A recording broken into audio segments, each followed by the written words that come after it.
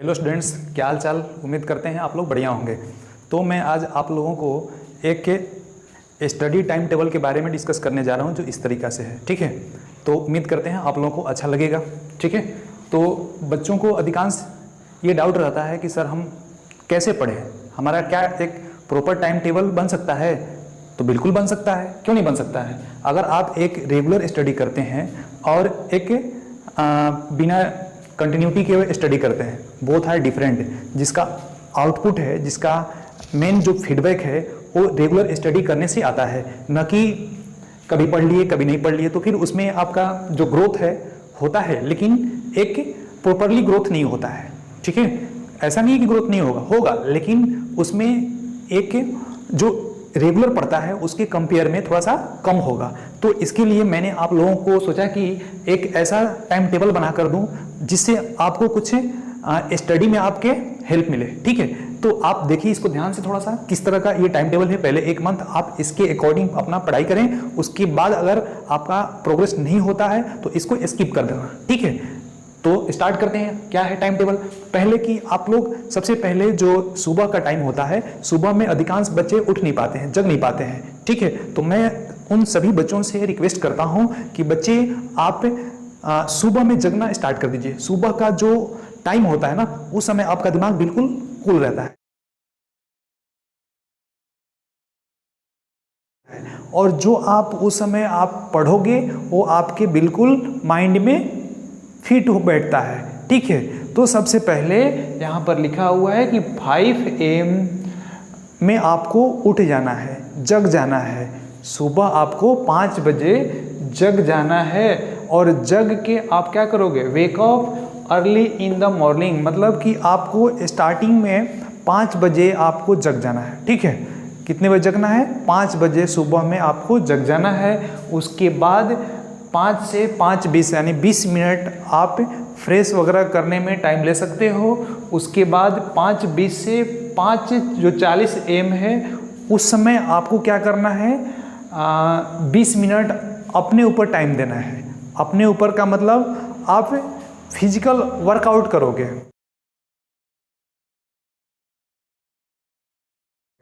ठीक है, mental workout करोगे, एक्सरसाइज करोगे, मेडिटेशन करोगे।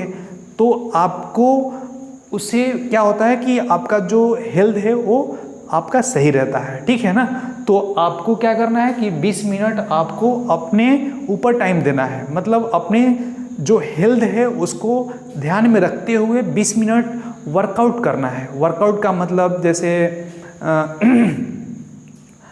एक्सरसाइज कर लिए, योगा कर लिए, ठीक है, और मेडिटेशन आप कर लिए। तो इस तरह से आपकी दिन भर की जो एनर्जी रहती है वो मेंटेन रहती है। तो आपको रेगुलर 20 मिनट अपने ऊपर टाइम देना ज़रूरी है। इसके बाद 5:40 से 6 बजे तक, 5:40 से 6 बजे तक मतलब कि 20 मिनट का जो नेक्स्ट टाइम है, revision from the previous day. Revision previous day का करना जरूरी होता है। ठीक है, पढ़ते तो हैं तो पढ़ा हुआ चीज़ लंबे समय तक कैसे याद रखें, तो उसके लिए रिवीजन आता है। बिना रिवीजन का आप चाहो तो लॉन्ग टाइम तक किसी भी चीज़ को आप याद नहीं रख सकते हो। ठीक है, तो आप लोगों से ये सजेशन है, आप लोगों को ये राय है मेरे तरफ से कि आप कम से कम पर डे 20 मिनट रेगुलर किसी भी चीज़ का आप क्या करोगे, रिवीजन करोगे। जो आप पूरे पढ़े हो, प्रीवियस डे आपने जो पढ़ा है उसका आपका क्या करना है, रिवीजन करना है। ठीक है, इसके बाद 6 बजे से 7 बजे तक यानी 1 घंटे का टाइम होता है, जिसमें आप कोल्ड वाटर और मतलब आप ठंडे पानी से, फ्रेश वाटर से आप क्या करोगे, स्नान करोगे। ठीक है, उसके बाद आप ब्रेकफास्ट करोगे। ठीक है, ब्रेकफास्ट करने के बाद आप अपने स्कूल जाने के लिए क्या हो जाओगे, तैयार हो जाओगे। ठीक है, आपको 1 घंटे का टाइम मैंने दिया, 6 से 7। उस समय आप नहा धोकर आप क्या कर सकते हो, स्कूल जाने के लिए आप पूरी तरह से रेडी हो सकते हो। ठीक है, इसके बाद जो 6 से लेकर जो 6 से लेकर 6 से 7 तक आपको तैयार करने में लगा। 7 के बाद जो बच्चे स्कूल जाते हैं वो 2 या 3 बजे तक स्कूल में रहते हैं, ठीक है।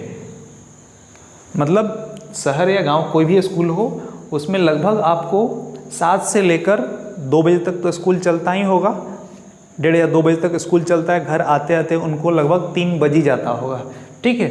उसके बाद घर आकर थोड़ा सा आराम करना है। आराम करने के बाद फिर अपना भोजन लेना है। भोजन लेने के बाद कुछ समय और आराम कर लेना है, रेस्ट कर लेना है। रेस्ट करने के बाद फिर आपके अगर कोई ट्यूशन है, कोई कोचिंग जाता है या कोई ऑनलाइन पढ़ता है तो उसके बाद आप उसकी पढ़ाई कर सकते हैं, ठीक है। कोचिंग जा सकते हैं आप, या आप ऑनलाइन पढ़ते हैं तो ऑनलाइन आप टाइम दे सकते हैं, ठीक है। इसके बाद का जो टाइम है 7 से लेकर 9, 7 से लेकर 9 यानी 7 बजे रात में, 7 बजे शाम से 9 बजे शाम तक आपको क्या करना है? स्टडी करना है। क्या करना है बेटा? स्टडी करना है। स्टडी का मतलब पढ़ाई करना है आपको। मतलब नए नए जो आपको जो टॉपिक पढ़ाया गया है उसका पूरा बढ़िया से अच्छे तरह से लर्न करना है, याद करना है। इसके बाद 9:30 से 10:30 तक रिवीजन करना है आपको। 9:30 से 10:30 मतलब कितना टाइम लगा? 9:30 से 10:30 मतलब 1 घंटा आपने जो पढ़ा है उसका क्या करना है? आपको रिवीजन करना है। रिवीजन में आपको 1 घंटा देना है, क्योंकि देखो बिना रिवीजन का तो लॉन्ग टाइम तक आप लर्न कर ही नहीं सकते हो, ठीक है।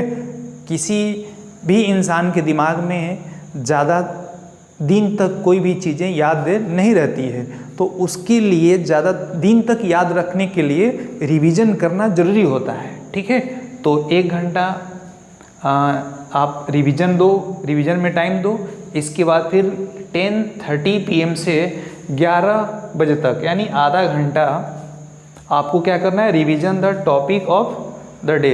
आपने जितने टॉपिक आज पढ़ा है उसका रिवीजन करने के बाद आप 11 बजे के बाद मतलब आपको सोना है, ठीक है। तो इस तरह से अगर आप पूरे टाइम टेबल को एक शेड्यूल की तरह एक स्ट्रिक्ट होकर एक प्रॉपर और रेगुलर बेसिस पे अगर आप इसको अपने दिनचर्या में, अपने रेगुलरिटी में, ठीक है, अगर इसको कंटिन्यू रखते हो तो आपका प्रोग्रेस, आपका ग्रोथ ये श्योर होना ही है, ठीक है। तो इसलिए मैं आपसे एक बार फिर से कहता हूँ कि बच्चे अगर अपना प्रोग्रेस चाहते हो, अपना ग्रोथ चाहते हो, ठीक है, पढ़ाई के क्षेत्र में, तो इस तरह से आपको रेगुलर पढ़ना, रेगुलर होना ज़रूरी है, ठीक है। बिना कोई कंटिन्यूटी या रेगुलरिटी का कोई भी काम 100% सक्सेस नहीं होता है। जैसे तैसे करेंगे तो आपका प्रोग्रेस भी जैसे तैसे होगा। इसलिए बच्चा आपको क्या करना है? इसको 1 महीने तक, ज़्यादा दिन के लिए मैं नहीं कर रहा हूँ, 1 महीने तक आपको इसके हिसाब से पढ़ना है। अगर आपको अच्छा लगता है तो इसको कंटिन्यू रखना है, और अगर अच्छा नहीं लग रहा है, आपको ये जच नहीं रहा है, जम नहीं रहा है, तो उस केस में क्या करोगे? इसको स्किप करके अपने तरीके से भी बना सकते हो, ऐसा कोई बात नहीं है। Okay, thank you, bye.